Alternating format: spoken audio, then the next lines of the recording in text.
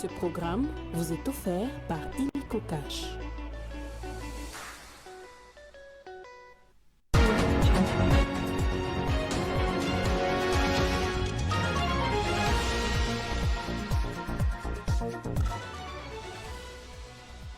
Un moratoire de 60 jours est accordé aux travailleurs étrangers qui n'ont pas de carte de service. C'est en vue de se conformer aux exigences légales. Une nouvelle politique d'emploi en République démocratique du Congo, un souffle de protection et des priorités nationales qui vise à protéger les travailleurs locaux en régulant la présence des travailleurs étrangers sans carte de travail. Le vice-premier ministre en charge de l'Intérieur a suspendu les présentations des programmes de gouverneur de Kinshasa et celui du Haut-Katanga. Les motifs précis de cette décision n'ont pas été détaillés. Nous irons également en Iran pour parler de la présidentielle. Les Iraniens se sont rendus tôt les matins aux urnes pour élire leur nouveau président. Au total, 4 candidats compétissent à ce poste ce vendredi. Bonsoir et bienvenue si vous nous rejoignez sur Télé 50.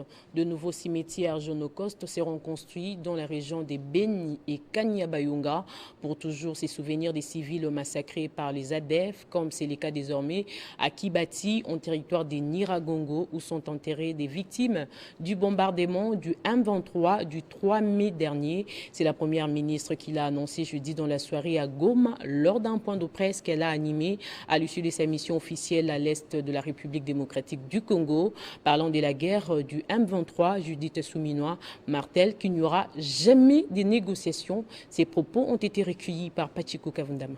Je pense que le chef de l'État a été clair. Nous n'allons pas négocier avec ceux qui nous agressent. Maintenant, la voie diplomatique et la voie, on a les accords notamment de Luanda, pour voir comment les pays qui nous soutiennent, qui nous accompagnent dans ce processus de paix, peuvent contraindre ceux qui nous agressent à arrêter. Vous savez, quand on regarde l'effort de guerre, les ressources qu'on met pour combattre ceux qui nous agressent, le Rwanda avec leur supplétif M23, si cet argent était mis pour le développement du pays, je pense qu'on serait déjà loin. Pour nous, si par des voies diplomatiques, on peut contraindre l'agresseur d'arrêter, ça serait une bonne chose, ça nous permettrait de faire des économies sur ce point-là. Alors peut-être, je sais qu'il y en a d'autres qui voudraient poser des questions, mais d'autres éléments que j'aimerais bien peut-être compléter, c'est aussi le fait que les questions qui m'ont été posées par rapport au cimetière de Génocoste, là ont été enterrées les victimes des récents bombardements du camp de déplacés de Mungonga. C'est là où ils ont été enterrés. Maintenant, comme je l'ai dit, pour ceux du Grand Nord, le projet est de pouvoir avoir un Génocoste à Beni, peut-être aussi à Kanyabayonga, c'est ça, hein? Là aussi, en se rappelant tout ce qui a eu lieu de ce côté-là, aussi avoir ce genre de site, parce que comme je l'ai dit, c'est important de se remémorer tout ça pour ne pas oublier tout ce qui s'est passé et ce que ça nous a pris. Dans l'actualité également, le vice-premier ministre, ministre de l'Intérieur, Jacquemaine Chabani, a suspendu les présentations des programmes du gouverneur de Kinshasa, Daniel Bumba, et Jacques Kaboula du Haut-Katanga devant les députés provinciaux ce vendredi. Les motifs précis de cette décision n'ont pas été explicitement détaillés. Cependant, un télégramme du vice-premier ministre exige que les deux gouverneurs se présentent au ministère de l'Intérieur le lundi 1er juillet. Déjà, ces gouverneurs ont formé leurs équipes gouvernementales composées de 10 ministres et 10 commissaires généraux. Au Sud Kivu, la cérémonie a bel et bien eu lieu. Le professeur Jean-Jacques Pourossi Sadiki, gouverneur de province, a présenté ce vendredi aux députés provinciaux les 13 membres qui composent son premier gouvernement, qui se veut être un gouvernement des ouvriers de la population. Dans son programme d'action, les patrons de la province s'est apaisanti sur 4 piliers phares pour atteindre les objectifs fixés à Mani Joseph. C'est à l'unanimité que les députés provinciaux du Sud Kivu ont déclaré recevable les programmes d'action du gouvernement provincial du Sud Kivu dévalés par les gouverneurs des provinces le professeur Jean-Jacques Porossi Sadiki. Un oui écrasant pour l'ambitieux programme qui a pour objectif d'entretenir durablement la flamme du changement à travers des programmes, projets et réformes qui vont concourir à l'émergence de la province du Sud Kivu. Accompagné du vice-gouverneur, Maître Jean-Jacques Elakano, l'autorité provinciale a circonscrit sa vision en 4 piliers phares, notamment instaurer une gouvernance transparente et un leadership au socio-développement, relancer les services productifs, améliorer l'accès aux services sociaux de base, revitaliser les réseaux provinciaux d'infrastructures, mais aussi améliorer les cadres de vie des populations du Sud Kivu. Ce programme se veut, pour la province du Sud Kivu, la traduction de cette vision sous forme d'actions concrètes, des mesures et des stratégies bien choisies et sélectionnées, lesquelles sont destinées à atteindre les objectifs de développement économique et social de notre chère province. Le programme d'action pour le quinquennat 2024-2028 qui vous a été proposé, avec courage et détermination, suggère de nombreuses réformes ainsi que des projets structurants. La deuxième étape de cette plénière qui a tenu toutes ses promesses, c'est la présentation des membres de la nouvelle équipe gouvernementale nommée par le gouverneur du Sud Kivu, Jean-Jacques Porossi Sadiki. C'est une équipe composée de 13 membres, conformément aux prescrits légaux, dans le souci de décompresser la masse salariale.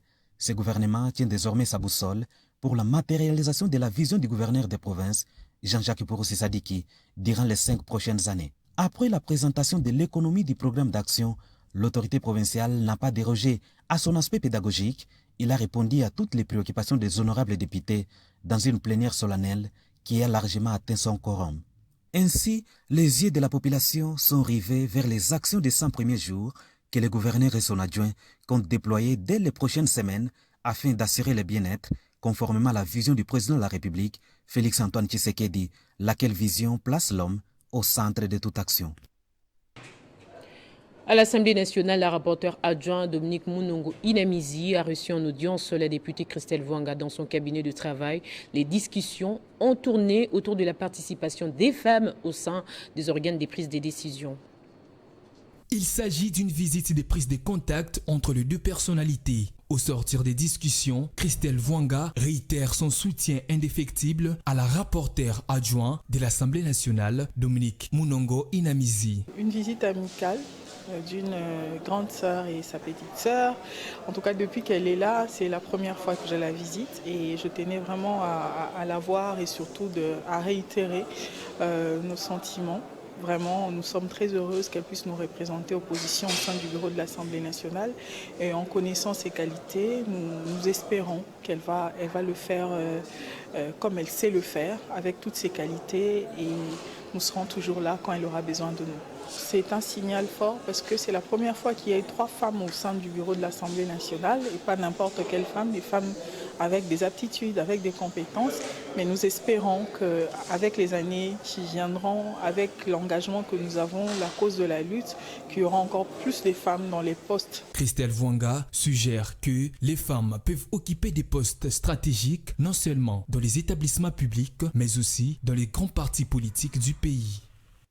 Et au ministère de la Justice, Constant Moutamba ne cesse de poursuivre sa mission, celle d'initier des réformes dans son secteur. Ce vendredi, il a reçu une délégation des TikTokers congolais que je vous propose de suivre dans cet extrait choisi par Dickens Kaboya. Alors nous avons été reçus aujourd'hui en audience par son Excellence, Monsieur le ministre d'État, ministre de la Justice, Monsieur Constant Moutamba Tungunga, dans le cadre, n'est-ce pas, d'un mécontentement d'une grande inégalité qui a vu le jour après une certaine taxe, une redevance dont plusieurs TikTokers qui exercent certaines activités ont été taxés subitement comme ça sans qu'ils en aient l'information. De ce fait, nous sommes venus voir le ministre pour commencer un peu de clarifier la situation, puisque nous, jeunes TikTokers, nous, jeunes Congolais, c'est tout ce que nous savons faire comme métier. Nous vivons de ce métier-là. Alors si les taxes nous asphyxient, ça sera compliqué. Alors de ce fait, après avoir discuté avec le ministre et le responsable de la commission de censure, nous ont tout expliqué. Nous nous sommes rendus compte qu'en réalité, ça ne nous concernait pas nous, les TikTokers, ça concernait par contre ceux qui ont des établissements qui bénéficient de nos services de publicité. Au cours d'une séance de travail tenue jeudi dans son cabinet de travail, les membres de la Commission nationale d'emploi des étrangers, les ministres de l'Emploi et du Travail, Ephraim Akwakwa Nametou, a lancé un moratoire aux employeurs dont les travailleurs étrangers n'ont pas de carte de travail pour étrangers. Ils ont 2 mois pour se procurer ces documents. La nouvelle politique d'emploi en République démocratique du Congo vise à protéger les travailleurs locaux en régulant la présence des travailleurs étrangers sans carte de travail. Grèce Salambo signe ce reportage. Le nouveau patron de l'emploi et du travail qui œuvre dans la vision du chef de l'État, Félix Tshisekedi, veut protéger la main-d'œuvre locale contre la concurrence de la main-d'œuvre étrangère. Au cours de cette importante réunion avec les membres de la Commission nationale d'emploi des étrangers, le ministre Ephraim Akwakwa a insisté notamment sur la réglementation concernant les emplois réservés aux nationaux, le pourcentage maximal autorisé et transfert d'effectifs de compétences par expertise étrangère. Aucun étranger ne peut occuper un emploi en vertu d'un contrat de travail s'il n'en a préalablement obtenu la carte de travail pour étranger. Il est interdit à tout employeur d'embaucher ou de maintenir en service un travailleur étranger en vertu d'un contrat de travail s'il n'a préalablement sollicité et obtenu une carte de travail au bénéfice de ces travailleurs étrangers. C'est pourquoi, profitant de l'opportunité que nous offre cette rencontre, je lance un moratoire de 60 jours aux employeurs pour se conformer à cette exigence légale. Au terme de ce délai, une mission de contrôle sera diligentée sur toute l'étendue de la République démocratique du Congo. Peu avant cette rencontre, le ministre Akwakwa a eu une séance de travail avec une délégation de l'Office national de l'emploi, une prise de contact qui l'a permis de donner des orientations aux mandataires de cet office sous sa tutelle selon la vision du gouvernement. Passer en revue les plans quinquennales du gouvernement sur les infrastructures routières, créer la synergie d'action et évoquer les questions financières. C'est l'objet de la réunion qui a mis autour d'une table jeudi les ministres d'État, des ITP, les ministres des Finances et le gouverneur de la ville de Kinshasa. Occasion pour Alexis Gisaro Mouvouni de présenter un ambitieux programme qui sera exécuté au cours de ces seconds quinquennats du chef de l'État, Félix Tshisekedi, dans les volets infrastructures routières. Le plan quinquennal 2024-2028 sur les infrastructures routières de la RDC a été présenté ce mercredi 27 juin au ministre des Finances, au gouverneur de la ville de Kinshasa, au ministre en charge de la ville, au ministre provincial des infrastructures et travaux publics ainsi que bien d'autres responsables du secteur des infrastructures.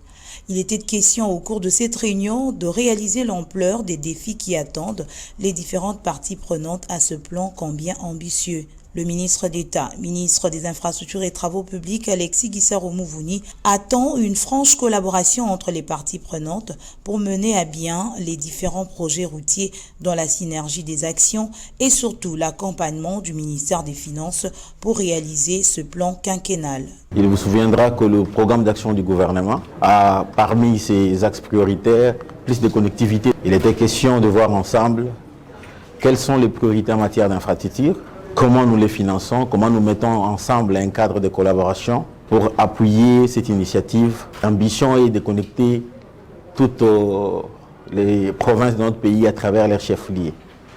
L'idée est de partir sur une échéance de 5 ans, mais comme dans toute réflexion, nous pensons que nous pouvons planifier ces travaux en 5 ans ou plus pour essayer de choisir nos priorités. Et si vous voyez, monsieur le gouverneur, à côté de moi, mais également mon collègue le ministre de la ville, c'est parce que nous voulons cette fois-ci qu'il y ait une synergie d'action entre les membres du gouvernement, mais également avec le gouverneur de la ville de Kinshasa, Kinshasa qui est le miroir de notre pays, qui va bénéficier d'un appui particulier en dehors de tout ce que nous allons faire à l'intérieur de notre pays. Suivant la vision de son Excellence, Monsieur le Président de la République, chef de l'État, son Excellence Félix Antoine Tshisekedi Tshilombo.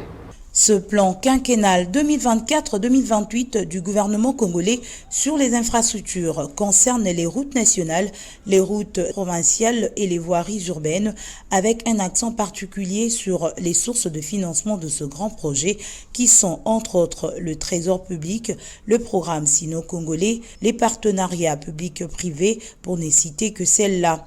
Une commission mixte, ministère des Infrastructures et Travaux publics, ministère des Finances, gouvernorat de la ville de Kinshasa et bien d'autres acteurs sera mise en place pour discuter notamment sur les priorités de ce plan quinquennal et les attributions de chaque partie. Au Lualaba, la Ligue des femmes de l'UDPS s'était réunie pour définir les grandes lignes à suivre en vue du développement de la province. Les dames ont à l'unanimité décidé d'apporter un soutien indéfectible à la gouverneure Fifi Masuka qui, d'après elle, défend valablement les intérêts de la province. Pour marquer son soutien au gouvernement national et à la gouverneure Fifi Masuka Saini et à son vice Mufunji Chinat Karl pour leur quinquennat, la Ligue de femmes UDPS Lualaba 1 s'est réunie autour d'une table avec le deuxième secrétaire exécutif du gouvernement provincial du Lualaba, Sephorus Chilumbu, en la salle Global Spice à Kolwezi. Prenant la parole, le vice-secrétaire exécutif du gouvernement provincial du Lualaba a encouragé les femmes de la Ligue des femmes à accorder un soutien indéfectible au président de la République ainsi qu'aux autorités provinciales nouvelles installées.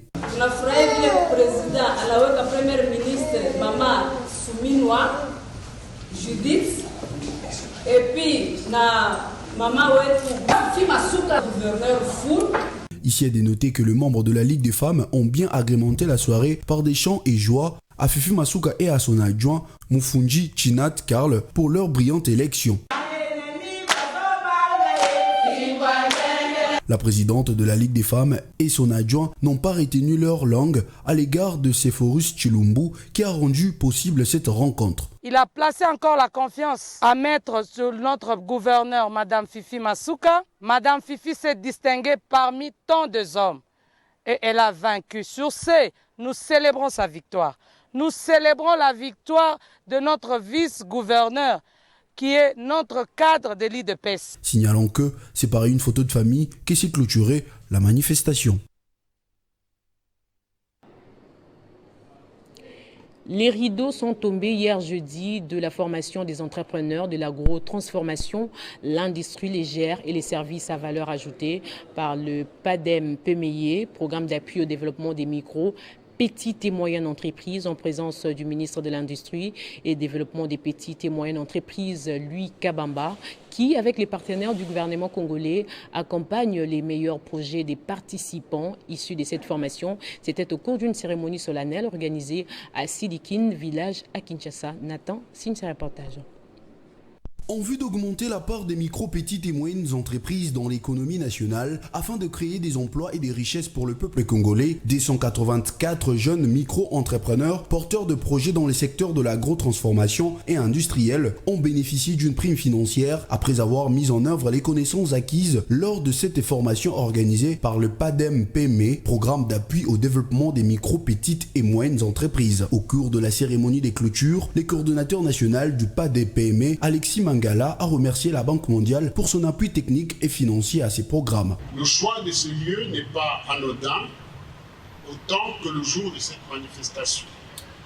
Il souligne la logique même d'intervention du PADEM-PME qui s'est attaché pendant tout le temps de son implémentation à contribuer à la construction d'un écosystème intégré propice au développement des micro, petites et moyennes entreprises. Devant l'assistance, les heureux promus ont, lors d'un panel, partagé leur expérience ainsi que leur apport dans ces projets dont ils sont bénéficiaires. Avant Copa, nous étions à 2 points de vente. Et après Copa, nous sommes maintenant aujourd'hui à 8 points de vente. Prenant la parole, Louis Kabamba, ministre de l'Industrie, Développement des petites et moyennes entreprises, est resté optimiste quant à la création des richesses des Congolais à travers ces gigantesques projets. Je crois que tout long voyage commence par un premier pas. Et donc je suis très satisfait, très impressionné, très ému par ça. Et aux entrepreneurs, je leur dis ceci. Comme je l'ai dit tout à l'heure, le chemin est encore très long. Il est fait de beaucoup de sacrifices, de beaucoup de persévérance. Il faut rester à l'apprentissage. La visite guidée à travers les stands où étaient exposés les différents produits réalisés par ces entrepreneurs a sanctionné cette activité. Cérémonie des clôtures du projet Voix et Leadership des femmes à l'hôtel Hilton ce vendredi, financé par les Affaires mondiales Canada. Objectif, partager les réalisations marquées par les avancées significatives et des collaborations enrichissantes dans les 6 provinces. C'est pour la promotion des droits fondamentaux de femmes et l'égalité entre les sexes en RDC que le programme Voix et Leadership des femmes a été mis en place avec plusieurs objectifs assignés. Après 5 années de mise en œuvre, ces assises marquaient la présentation des résultats, enseignements précieux, défis surmontés et récits inspirés rencontrés par ces projets auprès de femmes et filles de ces 6 provinces de la RDC. Je pense, à mon avis, qu'on ne peut jamais dire que tous les objectifs sont atteints d'un programme, parce qu'on a rencontré des difficultés aussi. Mais ce que je peux dire, c'est que ça a avancé. Ça a avancé. Quand on voit l'état du Congo profond, on peut dire que les choses avancent. Ont avancé dans ces projets. Les femmes ont été admirables, elles se sont battues et accompagnées par des hommes. On a toujours tendance à croire que nous ne voyons que les femmes. Non. Dans ce projet, je pense que des hommes aussi ont bénéficié de ce projet parce que ça change déjà la communauté. Ils étaient aux côtés des femmes. Projet financé par le gouvernement du Canada, initié par les centres Carter en RDC qui présente l'essentiel des réalisations. Nous ne sommes pas au bout du chemin. C'est un travail de longue haleine qui a été commencé. Nous avons une amélioration considérable par rapport à la situation de départ du projet, par rapport à la situation d'il y a 5 ans. En revanche, nous sommes aujourd'hui face à un mouvement qui a été amorcé et qui doit maintenant être accompagné pour atteindre vraiment son plus bel élan. Une collaboration avec plusieurs organisations de défense des droits des femmes, avec comme but ultime d'augmenter la capacité de ces ONG à représenter les intérêts et les voix des femmes. Vernissage ce vendredi du livre Promotion paysanne et sélection participative décentralisée pour lutter contre la malnutrition en République démocratique du Congo. Cet ouvrage du docteur Kaboué Kongolo s'est centré sur les apports des variétés des maïs à haute teneur en protéines, des qualités et des légumineuses adaptées aux conditions locales. Cet ouvrage est centré sur les rôles des paysans dans le développement des variétés génétiquement améliorées et dans l'adoption de ces variétés à grande échelle. Il décrit les réalisations dans les 10 dernières années d'une collaboration entre le Canada et les institutions en RDC, essentiellement l'INERA, puis l'UNIKIN, l'UPEN et l'Université de Mbuji-Mayi. Son auteur, le Dr Kaboué Kongolo, présente ici les différents chapitres et les chercheurs de l'INERA ayant contribué à son élaboration sur des thématiques très capitales. En résumé, il met 7 recommandations. 7 recommandations qui décrivent les différentes approches à prendre pour augmenter la production agricole, donc lutter contre l'insécurité alimentaire, mais encore plus la malnutrition.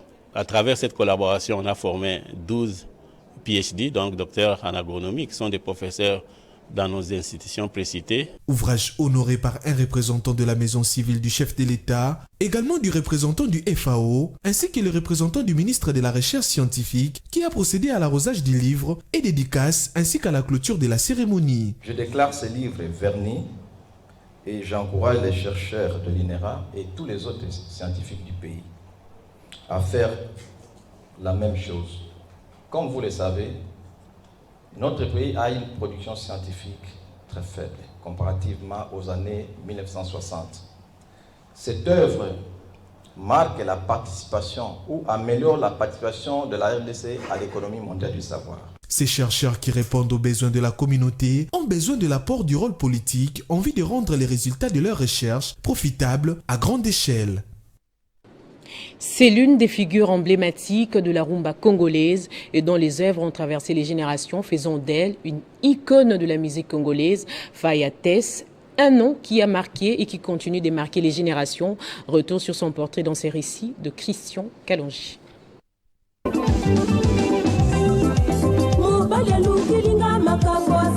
C'est une véritable artiste à la voix angélique et d'un charisme exceptionnel. Faya Tess est une auteure-compositrice née en 1966 à Kinshasa, en République démocratique du Congo. Sous ses apparences calmes se cache un volcan en constante ébullition, justifiant ainsi son nom de Faya Tess, le feu ravageur. Déjà très jeune et talentueuse, elle rejoint l'un des deux grands courants de la rumba congolaise et école, à savoir la Frisa internationale du seigneur Tabouley en 1986.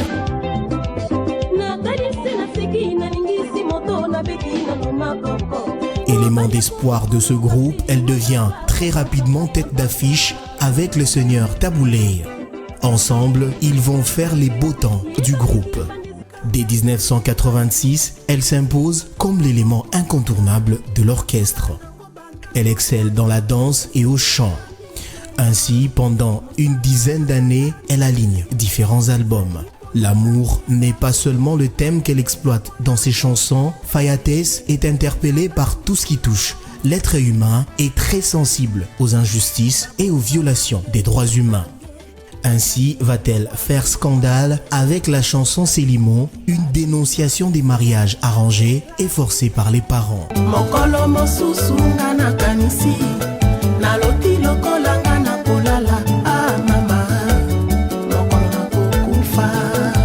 Après une dizaine d'années au sein d'Afrisa, elle se lance dans une carrière solo avec son album Keba en 2000 qui signifie « Faites attention, j'arrive ». Cet album est un mélange de différents styles qu'elle a maîtrisé tout au long de son parcours. C'est avec cet album Keba qu'elle a reçu le prix de la meilleure chanteuse d'Afrique centrale. Seule chef de son destin, elle s'entoure quand le besoin se fait sentir des différents artistes de renommée internationale. Avec sa voix enveloppée dans du velours, elle enflamme des cœurs à la seule vue de ses yeux, d'où son surnom de la sirène d'eau douce. Avec ce pouvoir inné, Fayates a conquis plusieurs pays d'Afrique, d'Europe et d'Amérique. Aujourd'hui encore, elle est incapable de fermer les yeux sur ce qui se passe dans le monde. Avec le concours d'Elo Kwakanza, elle a dénoncé l'endettement de l'Afrique dans la chanson Annulant la dette. Attachée à son continent africain, Fayates s'est investie à Paris dans une association de sensibilisation contre le VIH et les maladies sexuellement transmissibles. Elle voyage de ville en ville pour mener des actions de prévention auprès de la population originaire d'Afrique subsaharienne et des Caraïbes, même lors de ses concerts. Le 19 mars 2010, Fayates a fêté ses 25 ans de carrière en donnant un concert exceptionnel avec une grande ovation du public dans la ville de Toulouse où réside son producteur. C'est à Paris qu'elle partagera le gâteau avec ses proches dans une soirée strictement VIP.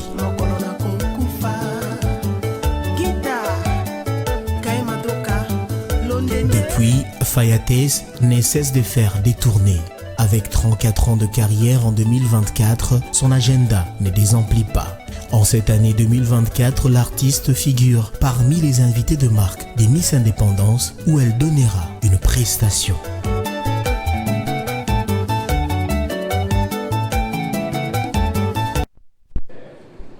À ce sujet, nous recevons justement l'artiste Fayates. Elle est l'une des intervenantes des Miss Indépendance 2024, prévue déjà samedi, donc demain. Madame, bonsoir.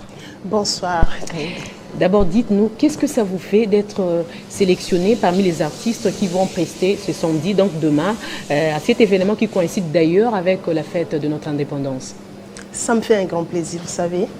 D'ailleurs, je profite de l'occasion pour remercier Madame Véronique Kachala, la présidente de la Fondation Umwe, qui a tout fait pour me faire revenir encore au pays et pour participer à cet événement de grande envergure, Miss Indépendance Congo. Ça me fait un grand plaisir que ça coïncide avec le 64e anniversaire de l'indépendance de notre pays.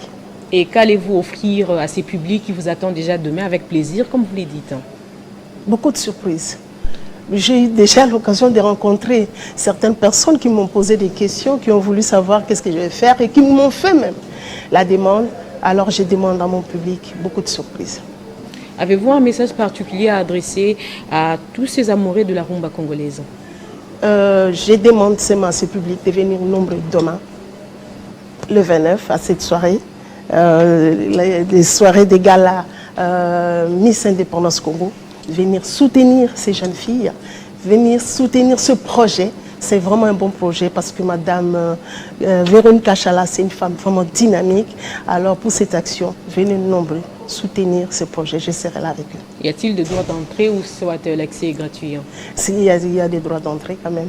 C'est fixé à combien? À $100 par personne, et en couple, c'est dans les 150, quelque chose comme ça. Voilà.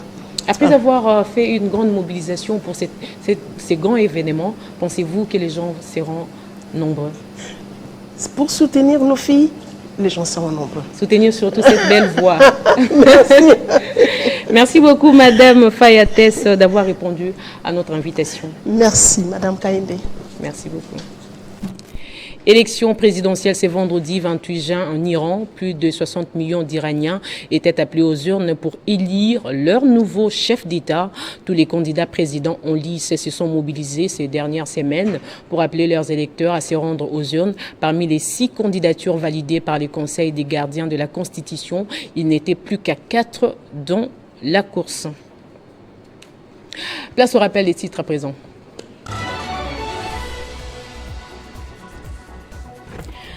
Un moratoire de 60 jours est accordé aux travailleurs étrangers qui n'ont pas de carte de service. C'est en vue de se conformer aux exigences légales. Une nouvelle politique d'emploi en République démocratique du Congo, un souffle de protection et des priorités nationales qui vise à protéger les travailleurs locaux en régulant la présence des travailleurs étrangers sans carte de travail. Le vice-premier ministre en charge de l'Intérieur a suspendu les présentations des programmes de gouverneur de Kinshasa et celui du Haut-Katanga. Les motifs précis de cette décision n'ont pas été détaillés. En Iran, nous avons parlé de la présidentielle. Les Iraniens se sont rendus tôt les matins aux urnes pour élire leur nouveau président. Au total, 4 candidats compétissent à ce poste. Ainsi s'achève complètement ce journal. Merci à vous de rester fidèles au programme de Télé 50.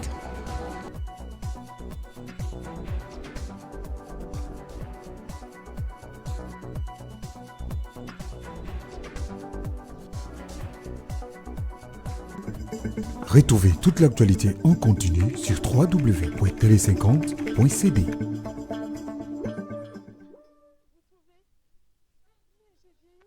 Ce programme vous a été offert par Illico Cash.